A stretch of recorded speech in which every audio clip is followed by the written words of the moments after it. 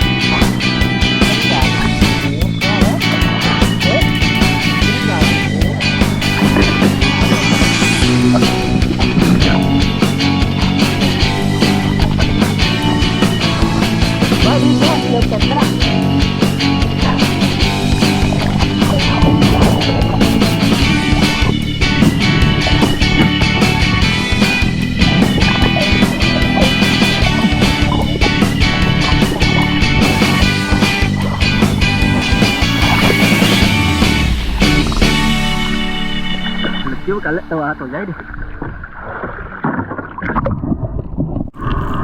วันนี้ผมก็จะมาสอนวิธีการเก็บหอยแมลงภู่แบบถูกวิธีกันนะครับ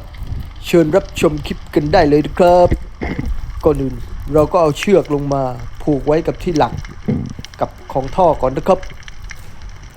มัดให้แน่นนะครับเพื่อจะได้ดึงเชือกลงมา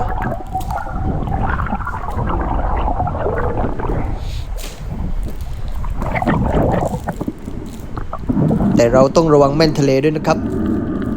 เพราะว่าแถวท่อนี้อาจจะมีแม่นทะเลอาศัยอยู่มากมายครับเราก็ต้องสาวเชือกลงไปเพื่อจะได้เก็บมันขึ้นมานี่ครับเราก็บิดออกมาแบบนี้ครับบิดแล้วก็ขึ้นมานี่ครับแล้วเราก็ต้องเอาเชือกไปมัดไว้อีกนะครับเชือกของเรือครับไปมัดไว้อีกเพื่อไม่ให้เรือไปไกลครับครับเฮ้ยก้นลึกเลยพี่บ่าวอย่าไม่ลึกโอ้เจ็บโผล่แล้วสิ่งสำคัญที่ผมลืมบอกไปการดำน้ำหาหอยแมลงภู่นั้นเราต้องมาตอนน้ำลงแต่พวกผมมันบ้าผมเลยมาตอนน้ำขึ้นเพื่อมันจะได้ดำน้ำให้ลึกกว่าเดิมไม่มีใครบ้ากว่าพวกผมอีกแล้วมันโคตรจะบ้าแล้วผมก็ดำน้ำลงไปเก็บหอยน้องเหลือมก็ดำลงไปบ้ากว่าผมอีก ผมบ้าแล้วก็บ้าตามผมก็พี่บ่าวมันปิดหูว่าแล้วครับส่วนอาหลวงก็นั่งอยู่บนเรือพี่บ่าวปิดหูเพื่อคัดแยกหอยตัวเล็กก็แต่กระเป๋าให้เราปล่อยคืนสู่ธรรมชาติเป่านี่ครับผมก็ดำน้ำลงไปโอ้นี่ครับมองไปรอบๆมีแม่นทะเลนี่ครับหอยก็จะอยู่ตามใต้ท่อนี่แหละครับผมก็เก็บมันขึ้นมานี่ครับตัวใหญ่ๆทั้งนั้นรสชาติก็จะอร่อยหน่อยครับเพราะว่าสดจากทะเลโดยตรงนี่ครับน้ำก็จะลึกประมาณนี้บางครั้งเราก็อาจจะมีเครื่องทุ่นแรงเช่นเสียมเพื่อไว้แซะให้มันหลุดง่ายๆ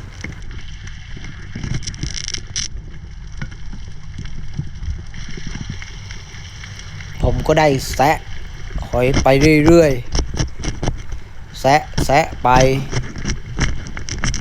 แซะให้ได้มากที่สุดแล้วผมก็ค่อยมาเก็บทีหลัง